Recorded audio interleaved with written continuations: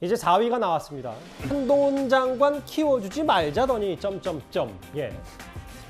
지난 청문회부터 인사청문회부터 이번 주 초대정부 질문까지 괜히 한동훈 법무부 장관 책임만 더 키워진 건 아니냐는 목소리가 야당 내부에서도 있었습니다. 어제 열린 법사위에서도 민주당의 철험회 소속 의원들이 전략을 조금 바꿔서 한동훈 장관 말 한마디를 파고들었는데요. 결과는 이랬습니다. 바로 보겠습니다.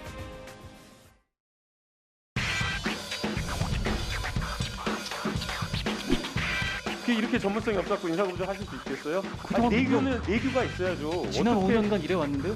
의뢰받는 걸 한다는 게 어디 있어요? 여기가 무슨 동네 구멍가게도 아니고.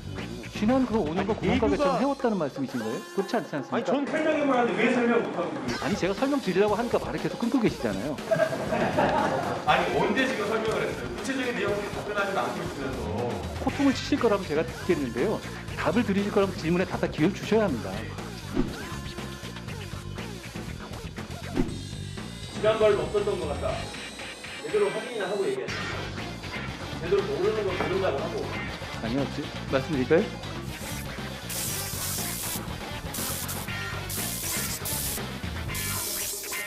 네, 장관님, 최강욱 의원님 말씀드릴까요? 질의하셨으니까 아니면 답변하십시오. 그냥 답변할까요? 법사위원장인 김도우 의원이 안 끊었으면 뭐 10초, 23초 더 두 사람의 눈빛 싸움 치열할 뻔했어요.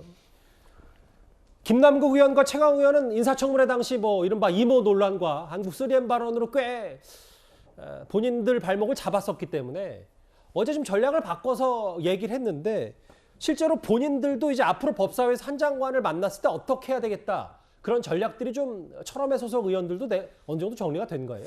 그러니까 제가 취재를 해보니까 이번에 이제 대정부 질문하고 상임 있기 전에 예. 민주당 의원들이 단체 그 카톡방에다가 이번에 한동훈 장관한테 질문하지 말자. 왜냐하면 이 질문해봤자 본전 못 찾는다라고 했는데 실제로 그런 얘기가 예, 있었습니까? 있었는데 실제로 이제 그 박범계 장관이 전 의원이 자기가 질문하겠다고 이제 그랬다가 지금 많은 비난을 받고 있다 그러면 내부적으로 또 이 마찬가지로 제가 알기로 박홍근 원내대표가 처음에는 이번에 법사위에 배치 안 하겠다라고 아마 그런 뜻을 주변에 밝힌 것 같은데 근데 이번에도 어쩔 수 없이 지금 김남국, 최강욱 의원들이 등장했잖아요. 근데 이제 국민들이 다 보시거든요. 그러니까 질문과 이 장관에 대한 질문과 답변 과정을 보면 이제 호통은 통하지 않습니다. 그러니까 이게 국회의원이 더 이상 갑이 아니에요. 그러니까 항상 국민의 대표라는 그런 명분을 내삼아서 나오는 장관을 군기 잡고 호통치고 이렇게 하는데 이 국민들이 이제 보시면 이거 누가 잘하는지 못하는지 다 압니다. 그러니까 팩트를 근거로 해서 사실관계를 따져 물어야 되는데 지금도 똑같이 이제 장관을 상대로 해서 그냥 소리치고 뭐 이렇게 하면 국민들 입장에서는 또 저런다라는 이 평가를 받을 수밖에 없거든요. 예. 그러니까 이제 그런 상황에서 지금 최강욱 김남국 의원 이 행태를 보면 예전하고 똑같은 지금 식으로 한동훈 장관을 지금 하려고 하는데 그 허점을 파고들어야 돼요. 예. 중요한 거죠. 지난 박범계 의원도 마찬가지예요. 법률적인 허점을 해야 되는데 자꾸 정치적 프레임을 씌우고 자꾸 호통치는 모습을 보이면 오히려 승패는 갈라지는 거거든요. 저는 여전히 이번 2라운드도 결국 철험의 패배다. 저는 개인적으로 그렇게 보고 인사검증이 이번 정부 들어 법무부로 넘어간 그 여러 그 허점들을 좀 파고들었어야 되는데 그렇죠. 그 부분 좀 법리적으로 뭐가 문제고 예. 뭐가 잘못인지 이걸 집중적으로 파고들어야 되는데 자꾸 저렇게 어떠면서 왜 국방부에 맡기지 안 맡기느냐. 아니 국방부에 그걸 어떻게 맡깁니까 인사검증을. 예. 그러니까 그런 식으로 질문하면 이게 상당히 질 수밖에 없어요. 어제 법사위에서 박범계 의원도 다소 전략을 바꾼 듯 했는데요. 그 화면도 바로 이어서 보겠습니다. 검찰국장이 법무부 장관께 메모를 드리고 검찰국장이 가져다준 메모에 의해서 장관의 답변에 따른 그 근거를 어느 조항, 어느 조문이 그렇다는 건지를 자료를 주려고 합니다. 근데 신사국장이니까 그 메모가 아닙니다. 알았어요. 알았고 예. 그렇게 너무 그렇게 좀 바로바로 반응하지 말고 아니면 아니에요. 아무런 근거 조항이 1mm도 없어요. 한동훈 법무장관님 이거 인사 이거 법무부에서 다루면 안 돼요. 민정수석실을 폐지를 하고 그 기능들을 분산시키고 있는데 사실상 이게 한동훈 법무부 장관이 권한입니까? 저는 오롯이 그냥 욕을 먹어야 되는 상황이고 저 심할 경우에는 뭐 국민적인 지탄이 커지면 제가 책임을 져야 될 상황도 생기지 않겠습니까? 계속 봐도 사실 바로 직전 법무부 장관이 법사위에서 질의하는 것도 상당히 이채롭긴 합니다. 너무 그렇게 바로 반응하지 말라. 아니면 아닌 것이다. 그리고 한꺼번에 메모했다가 대답하라라고 박 장관이 얘기했는데 이게 뭐 소위 말하는 티키타카 뭐 바로 질문하고 바로 답변해봤자 그 한동훈 장관 관련 영상 조회수만 올려주는 거 아닌가. 박 장관 뭐 이렇게 생각할 수도 있는데 글쎄 좀 전략이 바뀌었어요. 박 장관도. 그렇죠. 아무래도 처음에 대정부 질문의 첫 주자로 나섰고 그리고 말씀 주신 것처럼 전직 법무부 장관과 현 법무부 장관 간의 어떤 예. 대결 양상이었기 때문에 굉장히 많은 주목을 받았었습니다. 근데 그 과정에서 사실 한동훈 법무부 장관에게 물어봐야 될 것들이 많았거든요. 국민들을 대신해서 과연 법무부가 인사정보를 관리하는 것이 시행령으로 그렇게 만드는 것이 위헌적인 것은 아닌지도 분명히 물었어야 되는 것인데 그런 법률적인 요소들을 조목조목 따지지 못하고 다소 감정적이거나 좀 정치적인 대응을 하는 것처럼 보이는 것은 좀 아쉬운 대목들이 있었습니다. 그래서 국민 여러분들께서도 그 부분에 대해서 좀 많이 판단을 하신 것 같은데요. 사실 대정부 질문 첫날에 나왔던 한동훈 장관의 어떤 대답 속에서도 법리적으로는 좀 치밀하지 못한 부분들도 분명히 있었던 것인데 그런 한동훈 것이 장관 스스로도요. 예, 근데 그런 것이 드러나지 못했던 것은 오히려 박범계 의원의 어떤 호통치는 태도라든지 뭔가 좀 너무 감정적으로 대응하는 듯한 모습들이었거든요. 그러다 보니까 아무래도 이제는 좀 조목조목 차분하게 대응을 해야겠다라는 얘기들이 많이 나온 것 같습니다.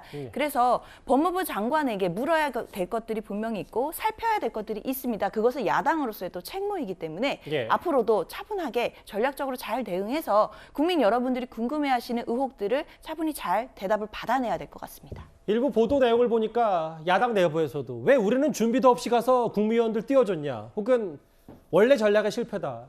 글쎄 요즘 정부 여당 집권 여당 좋은 일 하나도 없어 보이는데 한동훈 장관이 좀 보루 역할도 좀 하는 것 같고요. 다음 화면을 좀 볼게요. 김근식 교수님. 예. 한동훈 장관이 인사정보관리단 그러니까 인사검증을 왜 법무부가 하냐는 질문에 어제 오히려 짐이다. 본이다 욕먹는다라는 표현을 썼는데 동의를 하세요? 그렇죠. 왜냐하면 인사정보관리단의 권한을 한동훈 장관이 원해서 한 게 아니고 대통령이 시행령으로 맡긴 거 아닙니까? 그러니까 사실 한동훈 장관으로서는 억울할 수 있죠. 이건 나한테 권한이나 무슨 권력이 아니라 오히려 짐이고 오히려 업보다라고 생각할 수 있기 때문에 저 부분에 대해서는 사실은 김도우 위원장이 잘 지적을 했고 한동훈 장관이 잘 받아서 이야기를 했다고 생각합니다.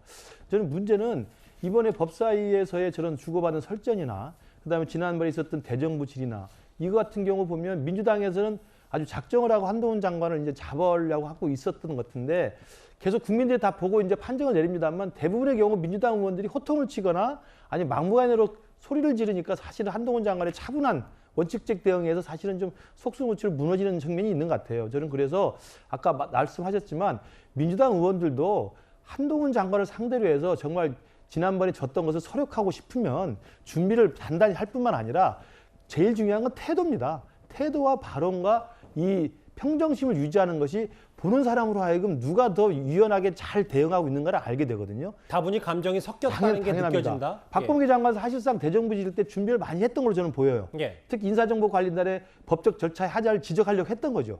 그걸 잘 차분히 했으면은 특히 장관까지 하신 분이면 했을만 했는데 이걸 결국 못 참고 이게 터져 나오는 거거든요. 화를 내고 버럭 소리를 지르면 사실은 한동훈 장관은 차분하게 대응을 하지 않습니까? 거기서 사람들은 그냥 평가를 하는 겁니다. 저는 이번에도 김남국 의원 그다음에 최강 의원도 이야기를 처음에는 잘 풀고 간 듯했어요. 왜냐하면 그 허점이 있긴 있었습니다. 내규가 없다는 거 지적할 만하거든요. 예. 굉장히 중요한 국무위원급들 정보를 검증하는데 내규가 없다는 거 지적할 만하거든요. 근데 거기서 갑자기 구멍가게 이야기 나오는 거.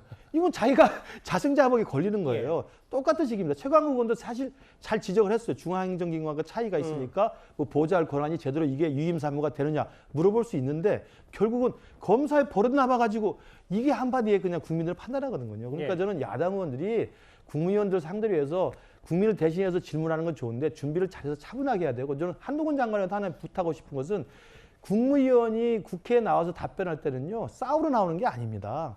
싸워서 이기는 게 맞습니다. 목적이 아니고 설명하고 설득하러 나오는 거기 때문에 좀 더 싸우면서 눈싸움 해가지고 이기는 게 중요한 게 아니고 야당 의원들을 설득할 수 있도록 차분하고 더 유연한 대응을 하기를 바랍니다. 김 교수님의 그런 조언과 비슷한 얘기를 민주당의 기동민 의원도 했습니다. 바로 그 목소리도 이어서 들어볼까요?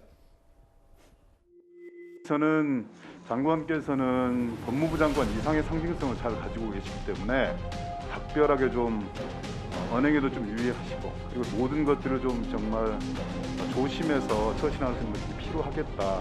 잘 새겨듣겠습니다. 저도 법사위 간사가 처음이어서 장관님이나 저나 좀 겸손해야겠다 이런 생각도 좀 많이 합니다. 동의하십니까? 예. 대정부 질문할 때는 마찬가지고 국회는 전쟁하러 오신 게 아니에요. 특히 장관님 전장에 나선 장수, 무사처럼 보일 때가 많습니다. 더 주의하겠습니다. 텔레그램 사용하세요? 주로 많이 쓰지는 않아요. 텔레그램 사용하실 때 항상 귀 조심하세요. 조심하겠습니다. 카톡은 쓰십니까? 참 법사위에서 여러 장면들이 새롭게 연출이 되는데 박성민 비서관님 어쨌든 전장에 나선 무사처럼 보인다. 뭐 아무리 야당이 뭐 좀 어이없는 공격을 하더라도 너무 싸움닭처럼 비춰질 수는 없다. 뭐 이런 취재 발언도 사실 여권 내부에서도 있는 것 같거든요. 사실 뭐 앞에서 김근식 교수님께서도 말씀해 주셨지만 물론 민주당에서 너무나 공격적으로 뭐 소리를 지른다던가 감정적으로 대응을 한다던가 이런 것도 문제지만 예. 사실 국회의원이 국무위원에게 질문을 하는 것은 국민의 뜻을 대리해서 질문을 하는 것입니다. 그리고 국민의 뜻을 대의해서 선출된 분들인 만큼 사실 국무위원이 그 자리에서 국회에서 국무위원으로서 무거운 책임감을 가지고 질문에 대답을 할 때도 태도나 발언에 항상 신중해야 된다고 생각을 하거든요. 근데 저는 이 점을 이제 한동훈 장관 특유의 그 논리적인 반박, 이 약간 논리적인 반박을 해야 된다라는 거에 좀 갇혀서 국무위원으로서의 태도에는 좀 아쉬운 부분을 보이지 않았나 싶고요. 다만 이제 저도 뭐 민주당 소속이지만은 민주당에서 중요한 질문들을 하려고 하는 순간에도 감정적인 부분이나 뭐 언성을 높인다거나 이런 것들 때문에 많이 묻히는 것 같거든요. 그래서 그렇죠. 저는 예. 질문을 하실 때에도 좀 품격을 갖춰서 하는 것이 민주당의 굉장히 중요한 전략이겠다 싶고 예. 방금 우리가 봤던 이 기동민 의원님의 그런 태도 이런 부분들만 되더라도 저는 그 수준만 되더라도 제가 봤을 때 한동훈 장관과의 뭐 설전이라든지 이런 것들이 주목받을 일은 없어 보입니다. 예. 이번 주 야당 의원들과 연이어 전투를 벌인 한동훈 장관인데 오늘 검찰총장 임명에 대해서는 더 이상 오래 걸리지 않을 거다. 이렇게 오늘 새로운 말까지 덧붙였습니다. 총장 추천 관련해 후보 압축은 혹시 언제쯤 예상하시는지? 후보 압축은 제가 하는 것이 아니고요. 총장 추천위원회에서 위원님들이 토론과 논의를 거쳐서 정하실 겁니다. 저는 그거를 지원할 생각입니다. 검증 절차가 언제쯤 그러면 끝날 것으로 회의 소집이 언제쯤 가능할 걸로 보십니까? 그렇게 오래 걸리지 않지 않을까요? 8월 중에 가능하지 않을까 싶습니다. 그동안에 해온 전례가 있으니까 그걸 뭐 특별히 저희가 다른 전례와 다르게 미루거나 빨리 당기거나 이런 게 아니라 절차에 따라서 차근차근 진행하고 있는 것이니까요. 물론 뭐 대정부 질문 때 박범계 장관에게 아니 본인 장관일 때 다 검찰총장 패싱하지 않았냐. 우리는 인사 원칙대로 했다라고 하지만 검찰총장이 계속 공석이면 한 장관으로서도 부담일 수밖에 없으니까 일단 8월 중에 검증 절차를 끝낼 것이다. 이렇게 얘기를 했네요. 일단 지난 10일부터 19일 동안 후보 추천을 받았습니다. 예. 지금 김진태 전 검찰총장이 지금 추천위원장을 맡고 있거든요. 예. 그러니까 추천을 끝냈고 이제 거기에 대해서 이제 3배수로 압축하는 그 순서가 남았어요. 제가 알기로 아마 다음 주에 소집 예정된 걸로 알고 있습니다. 그러니까 일단 3배수로 추천을 해서 이걸 이제 대통령한테 올려서 낙점하는 여러 절차만 남아 있고 제가 알기로도 지금 뭐 우리가 이 언론에서 이야기하는 지금 현재 이원석 차장검사라든지 여한섭 법무연수원장이라든지 뭐 후보 인물들이 여러 명 거론되고 있는 걸로 알고 있습니다. 예. 아마 다음 주 되면 차기 검찰총장 후보자가 결정될 것으로 알고 있습니다. 알겠습니다.